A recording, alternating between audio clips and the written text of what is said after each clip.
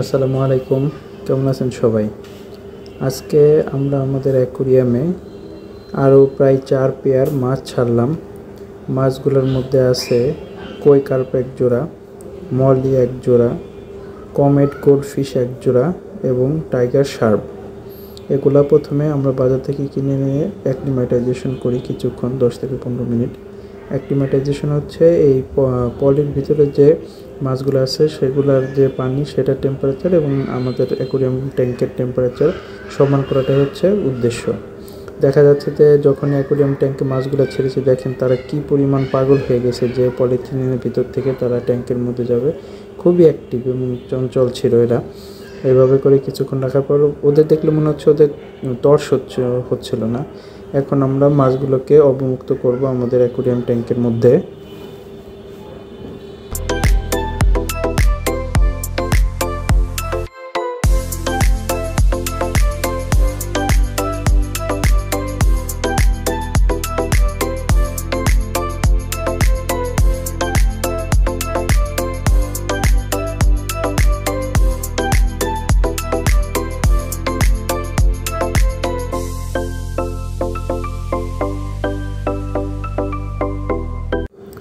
মাছগুলোকে ছাড়ার পর ওরা খুব দ্রুত অ্যাডাপ্ট হয়ে যায়। আমার এখন প্রায় 23 থেকে 24টার মতন মাছ আছে অ্যাকোরিয়াম পন্ডে। এটা হচ্ছে 80 লিটারের ক্যাপাসিটি সমৃদ্ধ।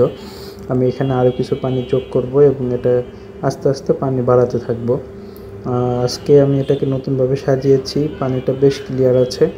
এই মাছগুলোকে ছেড়ে দিলাম, এরা সবাই খুব খেলা করছে। অক্সিজেন পাম্পটা চলছে, দেখতে খুবই ভালো লাগছে। এখন পাম্পটা বন্ধ করার কারণে দেখেন কত ক্লিয়ার দেখা যাচ্ছে, আরও এখন পানিতে কোনো ফ্লো নেই। মানে খুবই সুন্দর লাগছে দেখতে, উপর থেকে সবগুলো মাছ অনেক সুন্দর ক্লিয়ার দেখা যাচ্ছে।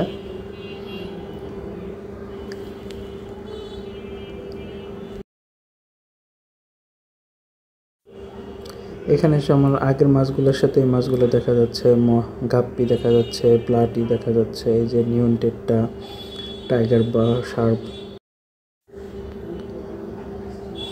নিয়ন টেটটা দেখা যাচ্ছে, রেইনবো শার্কগুলো খুবই দৌড়াচ্ছে, কমেট অ্যান্ড গোল্ড ফিশগুলো আছে এখানে, কই কার্প, এই যে কই কার্প সাদা যে ফিশগুলো, এগুলোকে বলা হয় কই কার্প। আজকে মাত্র কিনলাম, তো বেশ ভালো লাগছে এবং তারা সবাই খুবই চঞ্চল। ওই যে গাপ্পিগুলো দেখতে খুবই ভালো লাগছে, গাপ্পির লেজগুলো দেখতে কিন্তু খুবই সুন্দর, ভালো লাগে দেখতে। দেখা যাক। তবে আমি আমার গোল্ডফিশ 2টা মারা গেছে, এটার জন্য আমার মনটা খুবই খারাপ। আমি ট্যাঙ্কটার পানি আরও ক্লিয়ার করে ইনশাল্লাহ এখানে আবার গোল্ডফিশ ছাড়বো, এটা আমার প্ল্যানিং আছে। যাই হোক, সবাই মাছগুলোর খেলা দেখতে থাকেন। ধন্যবাদ সবাইকে। আসসালামু আলাইকুম।